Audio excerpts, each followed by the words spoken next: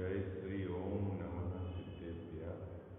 नमो हरिहंताणं, नमो सिद्धाणं, नमो आयर्याणं, नमो उपध्यायणं, नमो द्वे सव्यसाम्। ओंकार बिंदु संयुक्तं नित्यं ध्यायन्ति योगिनः, कामदं मोक्षदं चैव ओंकाराय नमो नमः। मंगलम भगवान वीरो, मंगलम गौतमोगणी, मंगलम कुंद कुंदाद्यो जैन धर्मोस्तु मंगलम। सर्वमंगल मांगल्यम सर्वकल्याणकारकम, प्रधानम सर्वधर्माणां जैनम जयतु शास्त्रम्, जैनम जयतु शास्त्रम्, जैनम जयतु शास्त्रम्। नमः श्री समयसाय स्वानुभूत्या चकासते, चित्स्वभावाय भावाय सर्वभावाय करे स्थिते। मंगलमय मंगलकरण वीतराग विज्ञान, नमो ताहि जाते भय हरिहंतादि महान। करि मंगल करियो महा ग्रंथ करण के काज, जाते मिले समाज सब पावे निज पद राज, पावे निज पद राज। सर्वज्ञ शासन जयवंत वर्ते, निर्ग्रंथ शासन जयवंत वर्ते। हे यही भाव विचिन्न रहता मन में, सर्वज्ञ शासन जयवंत वर्ते, निर्ग्रंथ शासन जयवंत वर्ते। जय बोलो देवशास्त्र गुरु की। मोक्ष मार्ग प्रकाशक ग्रंथ विराजमान है। पहला अधिकार अपना जो नियमित स्वाध्याय के क्रम में चल रहा है, कौन से शास्त्र पढ़ने और वाचने योग्य हैं, उसकी चर्चा करने के बाद जिन धर्म का वक्ता कैसा होना चाहिए, ये बात डोरमल साहब ने यहाँ पर बताई है ना। जिन धर्म का वक्ता कैसा होना चाहिए, बहुत सारी विशेषताएं सभी अपेक्षाओं से यहाँ पर टोडरमल साहब ने विचार किया है और उन बातों को यहाँ क्रम में लिखा है। जिन धर्म का दृढ़ श्रद्धानी वक्ता ही श्रोता को दृढ़ श्रद्धान करा पाएगा। अनेक शास्त्रों को बाँचकर जिसे शास्त्र बाँचने की बुद्धि प्रकट हुई है, तभी वह वक्तापने को शोभायमान होगा। जिसने सम्यक ज्ञान के द्वारा समस्त सर्व व्यवहार और निश्चय के व्याख्यानों के अभिप्राय को भली भांति समझा होगा, तभी वह श्रोताओं को भली भांति उसका अर्थ समझा पाएगा। जिसे हमेशा जिन आज्ञा भंग होने का डर बना रहेगा, वह अपनी बुद्धि से कल्पित कुछ बात नहीं कहेगा, है ना। जो अत्यधिक धन का लोभी होगा, वह भी जिन वचन को सत्य रूप से नहीं कह पाएगा। ऐसे अनेक बिंदुओं पर टोडरमल साहब ने पूर्व चर्चा करी है।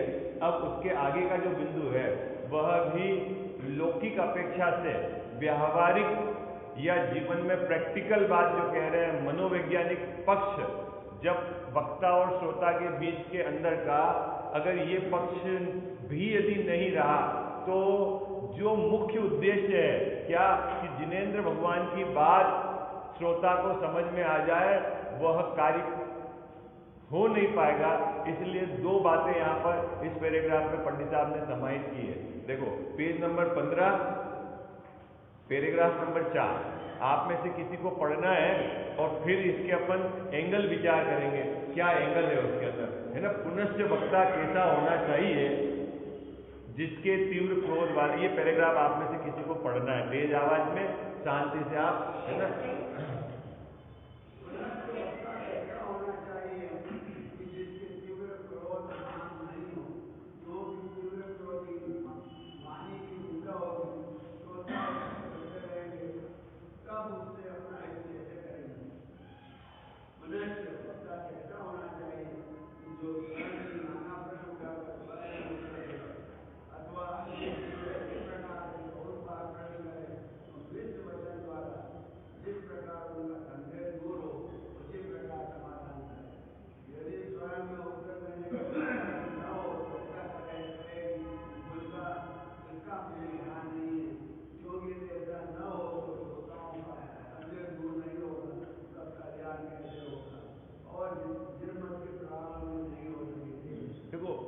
ये जो शास्त्र वाचन है इसमें दो पक्ष हो गए, एक तो पक्ष हो गया वक्ता का और एक पक्ष हो गया श्रोता का।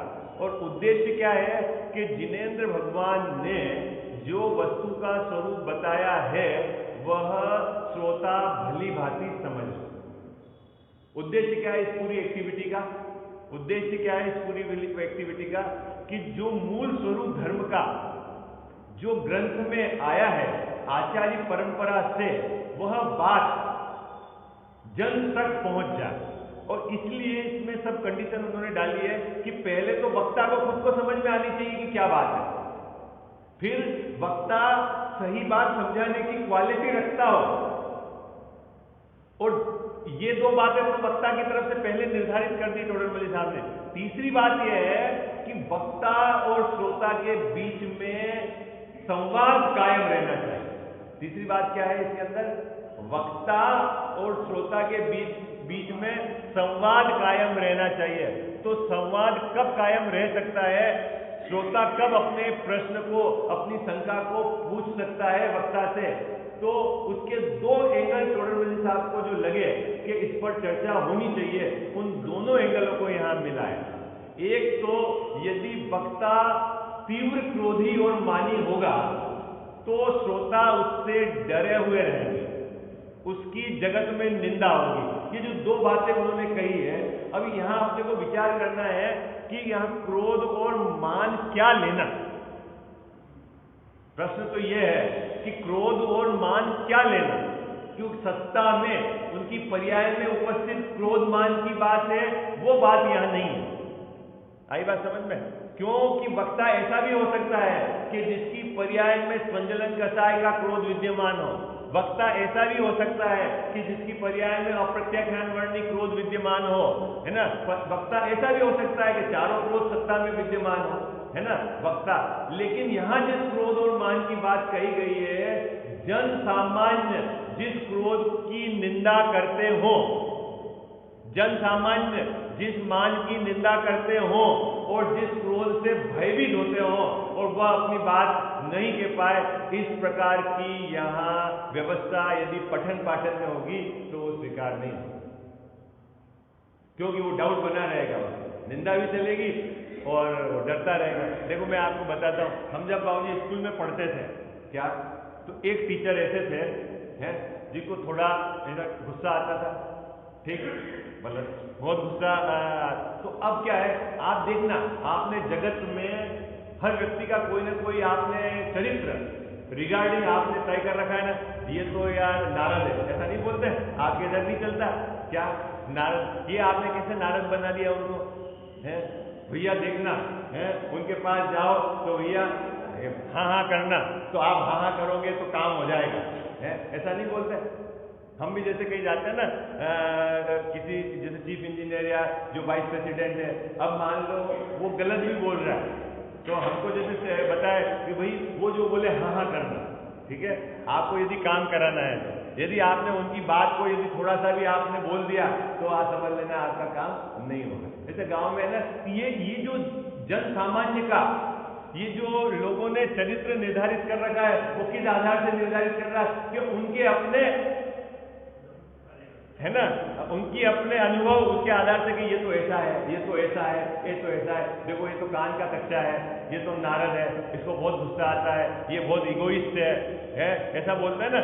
ये बात टोडरमल साहब ने ली, ऐसा होता है, देखना बाबूजी एक टीचर थे हमारे, है ना, जब वह क्या गुस्सा तो बहुत आता था, ठीक, पढ़ाते भी बहुत अच्छा थे, मैथमेटिक्स के टीचर थे। अभी क्या हुआ कि उनकी जैसे क्लास में 10 मिनट लेट आए तो बच्चे ने हल्ला उल्ला करा, तो ये आगे पूछा कौन बच्चा शरारत कर रहा था, ठीक है। तो क्या करा उन्होंने, एक बच्चे ने बता दिया कि साहब ये बच्चा वो बेंच से बाहर आके इसने ये शरारत करी, ठीक है। तो उन्होंने क्या करा, जिसने शरारत करी उसको भी बुलाया और जिसने बताया उसको भी बुलाया। तो जिसने बताया उसको तो उसको भी पीटा, बोले तू चुगली करता है, ठीक है। और जिसने शरारत करी बोले तो हमारे अफसर में शरारत करता है, ठीक है। दोनों को पीटा। फिर अब ऐसा हुआ, महीना 2 महीने बाद फिर ऐसी एक्टिविटी हुई और पूछा, क्या पूछा कि बोले कौन शरारत कर रहा था, तो अब कौन बतावे, हाँ? कौन बतावे, जानते हुए भी कौन बता रहा? तो क्यों नहीं बता रहे थे? बता क्यों नहीं रहे थे? कि उसको भय है क्या कि क्या पता मैंने सही भी बता दिया तो कभी अपने को बोल रहे चुगली कर रहा है। तो मतलब जहां वक्ता और श्रोता का संवाद यदि लौकिक मतलब व्यावहारिक कसाय के कारण मान के कारण या जगत में जिस कसाय और मान की निंदा होती है उस एंगल से टोडरमल साहब ने कहा इस प्रकार का वक्ता नहीं होना चाहिए। क्यों कि एक तो श्रोता डरा हुआ रहेगा तो वो अपने प्रश्न नहीं कर पाएगा, क्या पता क्या कह देंगे, डांट लग जाएगी, है ना, तो वो अपनी बात नहीं कह पाएगा। और बहुत ज्यादा मानी हो गए तो वो उसकी मान की पुष्टि के लिए या कर नहीं पाए तो नाराज हो जाए, तो ये चक्कर रहेगा। तो टोडरमल जी ने एक बिंदु तो यहाँ इस पैराग्राफ में उठाया, लेकिन बात पूरी नहीं हुई यहाँ। टोडरमल जी साहब को दूसरा पक्ष भी बराबर ध्यान था। कभी ऐसा हो, क्या ऐसा हो कि वक्ता क्रोधी और मानी नहीं हो तो भी गारंटी नहीं कि श्रोता प्रश्न पूछ ही लेवे। आई बात समझ में?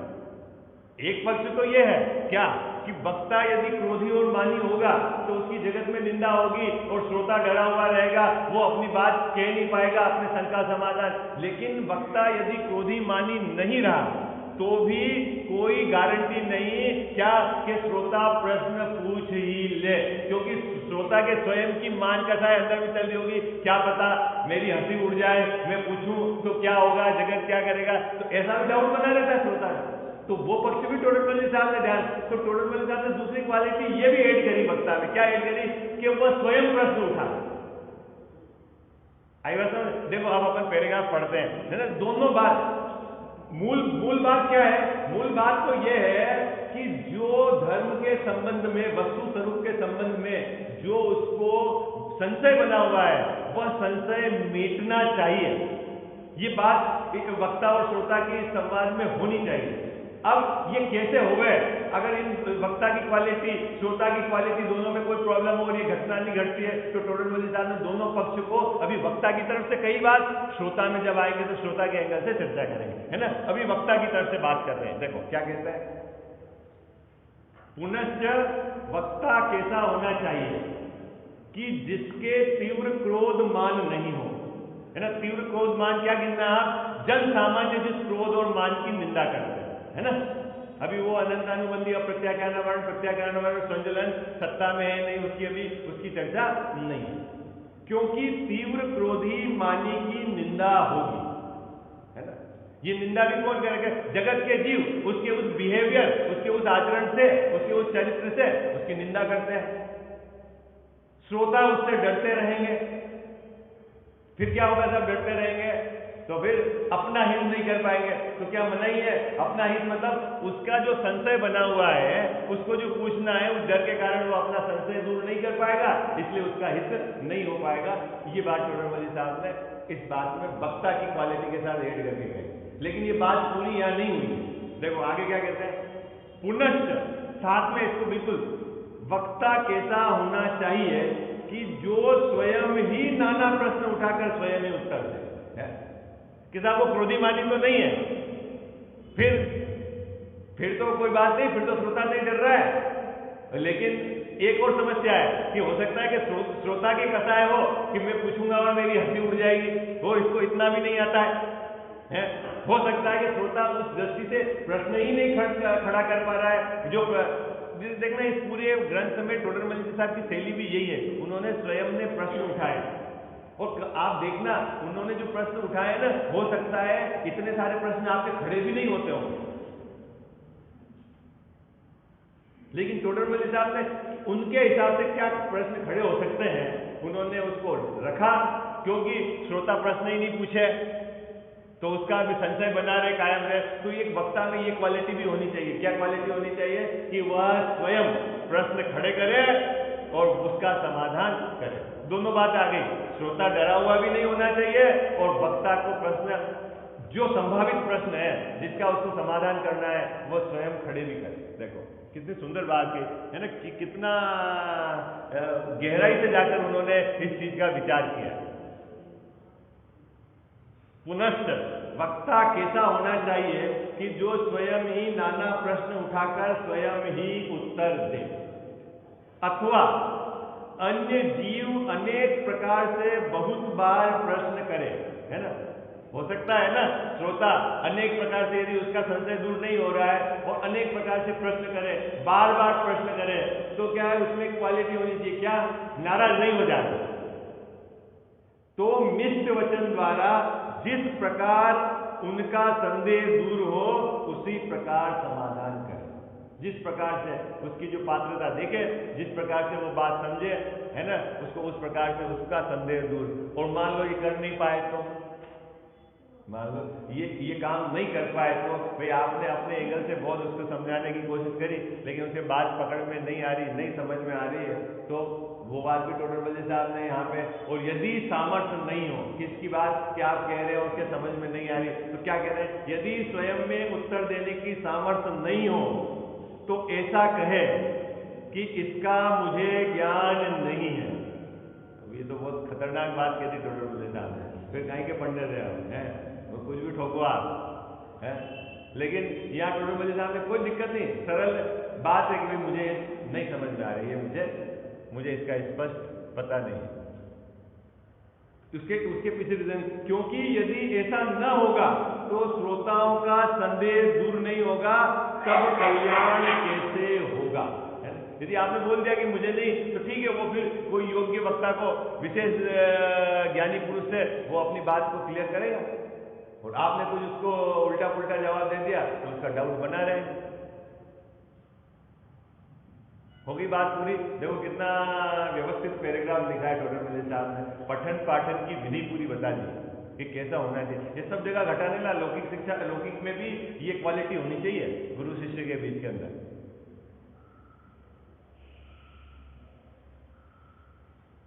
क्योंकि यदि ऐसा न हो तो श्रोताओं का संदेह दूर नहीं होगा, तब कल्याण कैसे होगा, और जिनमत की प्रभावना भी नहीं हो सकेगी।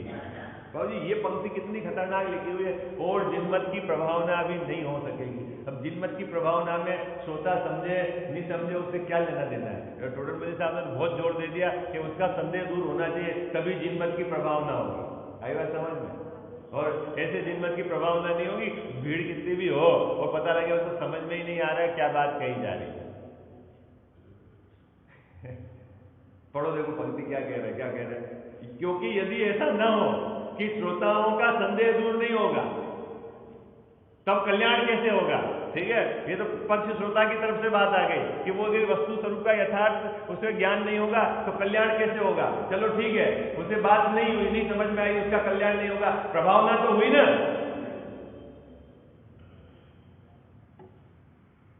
अरे बोलो ना। हाँ, प्रभावना मतलब क्या है कि वस्तु, ये जो बाबूजी है ना धर्मोपदेश, इसमें ये बात का बहुत बड़ा जोर है कि उसको यथार्थ समझ कर आ जाए और उसकी परिणति में शांति या शांति की दिशा मिल जाए, तब तो हुई प्रभावना। और बाकी प्रभावना भीड़ इकट्ठी हो गई, जिमन जिमा दिया आपने, उससे कोई प्रभावना नहीं हुई। आई बात समझ में। ये पूरा पैराग्राफ ऊपर से लेके नीचे तक वक्ता श्रोता एंगल मूल बात समझना, समझ के उसको स्वीकार करना, दिशा मिल जाना, तब जाके ये बात हुई। देखो तब उन्होंने पंडित साहब ने लिखा तब जिनमत की प्रभावना कैसे हो। पढ़ू मैं पैराग्राफ अब तेजी से देखना, अब आप भाव भाषण करना है ना, एजीपी पढ़ता हूं मैं पैराग्राफ।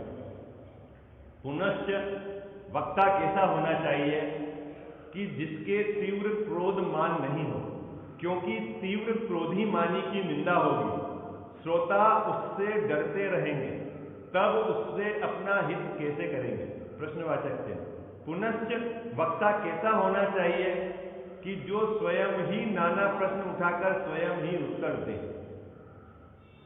अथवा अन्य जीव अनेक प्रकार से बहुत बार प्रश्न करे तो मिष्ट वचन द्वारा जिस प्रकार उनका संदेह दूर हो उसी प्रकार समाधान करे। यदि स्वयं में उत्तर देने की सामर्थ्य नहीं हो तो ऐसा कहे कि इसका मुझे ज्ञान नहीं है, क्योंकि यदि ऐसा न हो तो श्रोताओं का संदेह दूर नहीं होगा, तब कल्याण कैसे होगा। और जिनमत की प्रभावना भी नहीं हो सकेगी। पूरा जिनमत की प्रभावना का पूरा पार्ट किसके साथ डाल दिया कि उसको वस्तु स्वरूप का यथार्थ बात समझ में आ जानी चाहिए, तब तो है जिनमत की प्रभाव, है ना। कितनी सुंदर बात कही। चलो अब अगला पैराग्राफ आप में से कौन पढ़ेगा?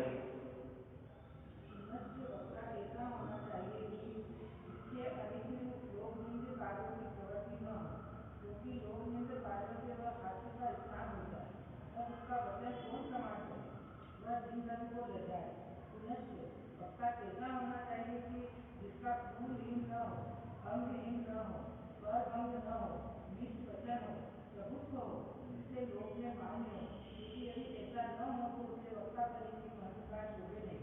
ऐसा वक्ता हो। वक्ता में एक गुण तो अवश्य चाहिए। वक्ता में अभी दो बात और देख ली है, और ये बात भी आप सब फील करते हैं, जो बात कही ना फील करते हैं। देखना, वक्ता यदि लौकिक निंद काम में प्रवर्तता हो, ठीक है ना।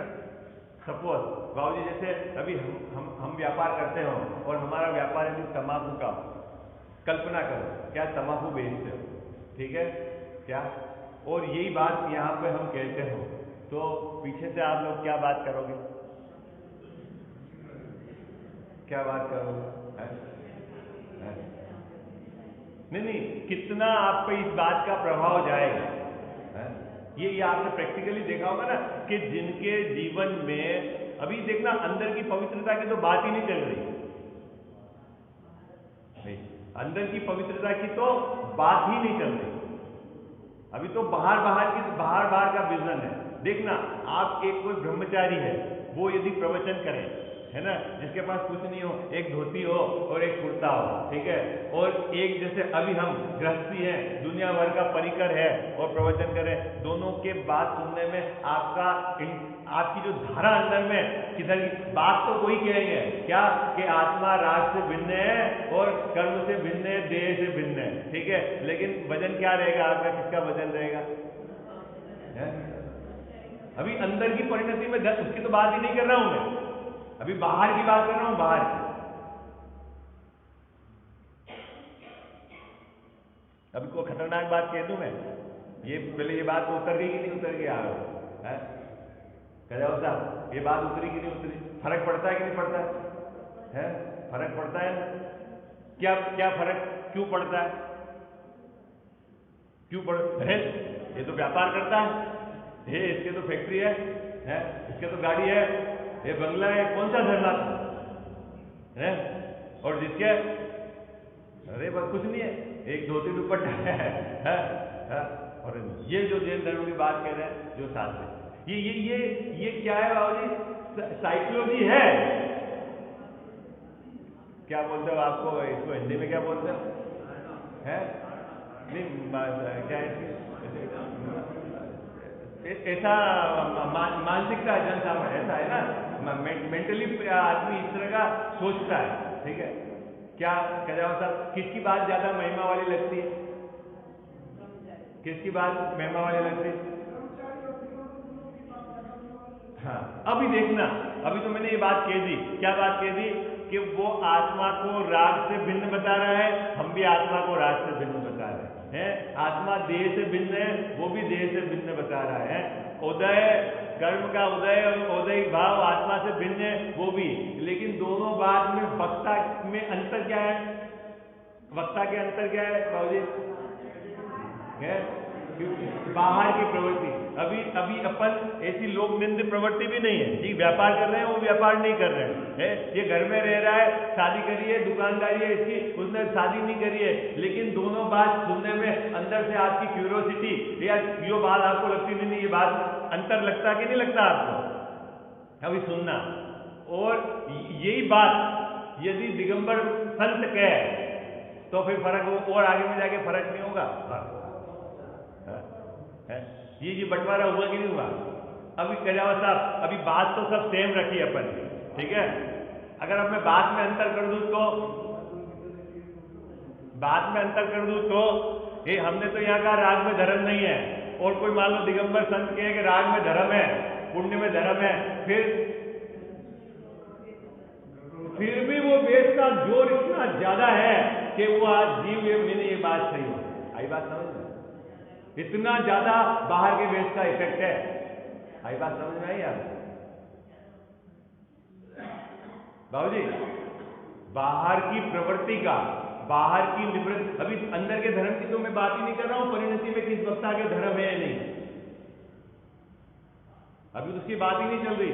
अभी तो जगत में ये पूरा, ये जो ऊपर का पैराग्राफ और नीचे का पैराग्राफ, ये सिर्फ जगत के अकॉर्डिंग, जगत का जीव किसकी बातों को ज्यादा वेटेज देता है। अब आपके लोक निंद कार्य है, आप खुद अन्याय के काम कर रहे हो, आपके आलू की दुकान है खुद, और सुबह आके शाम को प्रवचन करते हो, तो आप क्या कहोगे, अरे इसमें किसकी बात में क्या दम है? नहीं बोलो, ऐसा नहीं चलता क्या है? तो फिर वक्ता को कैसा होना चाहिए भाई? जब आपको उससे समझाना है तो जो समझेगा उसके जो ये नेगेटिव पॉइंट तो दूर होने चाहिए, तभी तो आपकी बात सुनेगा, नहीं तो सुने ही नहीं वो है। अभी अभी अभी क्या गड़बड़ी हो रही है बाबूजी? अभी आज देखो बहुत मजेदार गड़बड़ी है, देखना आप, सुनना, इसका अन्यथा मत देना कि जो कपड़े वाले सही बात सुना रहे हैं तो वक्ता श्रोता सुनता है, अरे ये तो कपड़े वाले हैं, इसमें कुछ दम नहीं, और जो नग्न है वो विपरीत बात सुना रहे हैं, तो वो मामला चल रहा है। अभी धर्म की कहानी पूरी गड़बड़ हो गई नहीं, परिस्थिति कैसी ओकवर्ड हो गई आज पंचम काल के अंदर। आई बात समझ में आ रहा है? ओकवर्ड हो गई ना बात है। क्यों कि यदि हम कितना भी जोर से चिल्लावे, मैं और खेमचंद जी के भाई आत्मा में राग नहीं और राग में धर्म नहीं है बोलो, और एक जना बिल्कुल छोड़ के बिल्कुल त्यागी व्रती होके बोले नहीं पुण्य में धर्म है, पुण्य से धर्म होता है, बोलो किसकी बात ज्यादा इफेक्टिव रहेगी? अरे हाँ जी, है ना जी, बात तो सब लोग जो नहीं समझे हैं वो उनकी बात मानेंगे, आप कपड़े वालों की नहीं मानेंगे। क्यों ऐसा हो रहा है? What is the reason? अभी मानना चाहिए नहीं मानना चाहिए उसकी बात नहीं, एक्चुअली ये जीव का एक साइकोलॉजी है। साइकोलॉजी क्या है कि जिसने बाहर से निवृत्ति उसको देखी है तो उसको लगता है कि नहीं ये बात सही है, ये साइकोलॉजी। ऐसे ही यदि कोई पाप के काम में लगा हुआ है, अनिति के काम में लगा हुआ वक्ता है, तो वो भले बात कहे आगम के आधार से, तो भी उसकी बात स्वीकार नहीं करेंगे, पीछे से हंसी उड़ाएंगे, अरे बातें तो बड़ी करता है लेकिन काम देखो क्या करता है। तो टोडरमल साहब का उद्देश्य क्या है कि भाई मूल बात उसके गले तक उतर जानी चाहिए। तो टोडरमल साहब कह रहे हैं कि वक्ता ऐसा होना चाहिए कि जैसे अनिति वाला कार्य में प्रवृत्ति नहीं हो। बात पकड़ में आ गई आपको क्या एंगल है? क्योंकि असली काम तो होना चाहिए, प्रभावना का काम तो होना चाहिए कि श्रोता समझे तो सही, स्वीकार तो करे। अब वक्ता के यदि अनिति का कार्य है और यदि वो भले सही बात भी कह रहा हो और श्रोता स्वीकार ही नहीं करे तो प्रभावना कहाँ हुई? तो फिर ये बात गड़बड़ हुई बात पकड़ में आ रही नहीं आ रही यार? देखना टोडरमल साहब विजन कितना खतरनाक है, कितनी गहराई से जाकर उन्होंने बात सोची है ना। ये बात एक रही, उसके आगे की बात भी कही है, देखो मैं पढ़ता हूं, अब आपको उस पर अपन उसका विचार करें। 5 मिनट है अपने पास। तुमको बात समझ में आ रही नहीं आ रही? मेरी बात पकड़ में आ रही है आपको? हाँ देखो, पुनश्च वक्ता कैसा होना चाहिए कि जिसके अनिति रूप लोक निंद कार्यों में प्रवृत्ति न हो, है ना। लोक निंद कार्यों में प्रवृत्ति नहीं हो, है ना। अभी अपन ऐसा बोलते नहीं है क्या बाबूजी कि पहले सभी जैन थे, ठीक है क्या, है ना। कब नेमिनाथ भगवान के समय गिरा, कोई पार्शनाथ भगवान के समय, कोई बोलते पहले तो सभी जैन थे, अब धीरे धीरे कन्वर्जन होते हुए फिर जैन। अभी मान लो जब सभी जैन थे और मान लो अभी जो स्वीपर है, स्वीपर वो नाली साफ करने वाला, वो भी जैन होगा। अरे जब पूरा देश जैन होगा तो नाली कौन साफ करेगा? है बाल कौन काटेगा? और जूते की पॉलिश कौन करेगा? कभी कौन करेगा? बोलो ना, कौन करेगा? जब सब जैन होंगे तो जैन ही करेगा ना। अब मान लो जूते की पॉलिश करने वाला वक्ता हो और श्रोता सभा में सेठ जी हो, है? अरे भाई ये तो जैन, तो क्या इफेक्ट होगा? भाई कितना फर्क पड़ेगा। आप देखिए कि लोक निंद कार्य, आई बात समझ में, जिस कार्य की जगत में निंदा होती है, अभी मैं वो गलत कह रहा सही कह रहा वो तो बात जाने दो, अभी अपन जिस एंगल से चर्चा कर रहे हैं लोक निंद कार्य से, है ना, जगत में जो कार्य उसने आजीविका के लिए कर रखा है या आजीविका होने के बाद भी यदि वो विपरीत कार्य करता है तो वो लोक निंद, जिसकी जगत में निंदा होती है, यदि ऐसे कार्य करने वाला वक्ता होगा तो उसका प्रभाव श्रोता पर नहीं पड़ेगा। ये बात है कुल कहने की बात। और श्रोता अगर बात को उसकी बिल्कुल सिंसियरली नहीं सुनेगा, विचार नहीं करेगा, तो वो कैसे सत्य मार्ग को ढूंढेगा, स्वीकार करेगा और कैसे जिनमत की प्रभावना होगी। तो टोडरमल साहब कह रहे हैं कि ऐसा वक्ता भी नहीं थे, चमार हो मोची हो ऐसा वक्ता भी नहीं थे, जो जैनों में भी अनिति के कार्य करता हो ऐसा वक्ता भी नहीं थे। क्यों? ये बात है, भले वो कितना भी जानता हो लेकिन वो वक्ता पाने के लिए शोभामान महंता को प्राप्त नहीं होता, ये बात है उनकी। ठीक है, चलो आगे। अब ये तो रही गई बात उसके आजीविका के संबंध में, लेकिन उसके कर्म के उदय की स्थिति में ऐसी चीज हो गई हो कि वो उसको एक आंख नहीं हो, एक हाथ नहीं हो, पाँव, ये तो कर्म के उदय के है ना स्थिति ऐसी हो गई। और जानता बहुत हो है वक्ता हो तो टोडरमल साहब कह रहे ऐसा भी होगा ना तो वो कहेंगे अरे वो लूले मास्टर, वो काना मास्टर, क्या क्या जगत में क्या क्या है ना, ये जो तो वो उस अंगहीन उससे प्रभुत्व है जो जाना चाहिए वक्ता के रूप का प्रभुत्व, वो वहां नहीं पहुंचेगा। और तो इस तरह का भी उन्होंने कि बोले योग्य वक्ता में ये भी स्वीकार नहीं है। देखो ये बात कितनी गहराई से उन्होंने बात की, क्योंकि ये बात सब श्रोता क्या विचार करता है। देखना टोडरमल साहब ने अभी श्रोता के जगह बैठकर विचार करी कि यदि अगर लोक निंद कार्य करने वाला वक्ता हो, पाप के कार्यों में जिसकी प्रवृत्ति हो ऐसा वक्ता हो, तो श्रोता क्या सोचते हैं। यदि अंगहीन वक्ता हो तो श्रोता क्या सोचेंगे, और जगत में आपस में क्या चर्चा। ये बात उन्होंने उस प्लेटफॉर्म पे जाकर विचार करी। क्या कहते हैं, समय हो गया अपना, ये पैराग्राफ पढ़ते हैं अपन। आप इसका सब एंगल, अब आप मैंने आपको व्यू दे दिया सोचने का, सोचोगे तो आपको बात पकड़ में आएगी क्या कहना चाह रहे हैं। पुनश्च वक्ता कैसा होना चाहिए कि जिसके अनिति रूप लोक निंद कार्यों की प्रवृत्ति न हो, क्योंकि लोक निंद कार्यों से वह हास्य का स्थान हो जाए, है ना।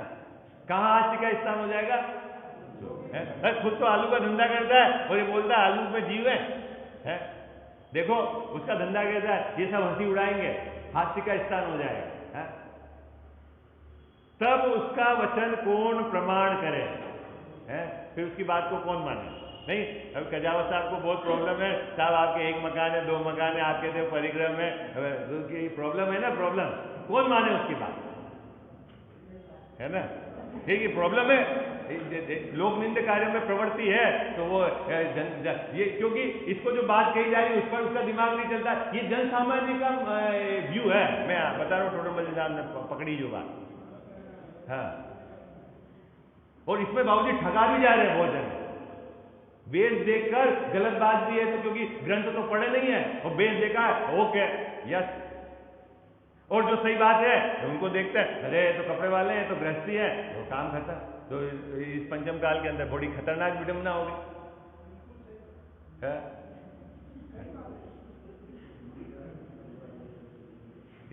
एक दो भाई तो हमको ये भी बोले, देखो आप बात जानते तो सही हो लेकिन आप उनको जाके कहो जिनसे प्रभाव ना होती, उनको पहले सही सिखा दो और वो सबको सही कहेंगे तो ये काम हो जाएगा। मैंने कहा धन्यवाद। अभी हम क्या कहें, चलो ये पढ़ लेते 3 पंक्ति। अब आप सोचना कितनी कैसी परिस्थिति में अपना कैसा हीना काल आ गया है अभी। वह जिन धर्म को लजाए, पुनश्च वक्ता कैसा होना चाहिए कि जिसका कुलहीन न हो, अंगहीन न हो, स्वर भंग न हो, मिष्ट वचन हो, प्रभुत्व हो, जिससे लोक में मान्य हो, क्योंकि यदि ऐसा न हो तो उसे वक्तापने की महंतता शोभे नहीं। ऐसा वक्ता हो, वक्ता में ये गुण तो अवश्य चाहिए, एसेंशियल चाहिए। ठीक, अब इसकी चर्चा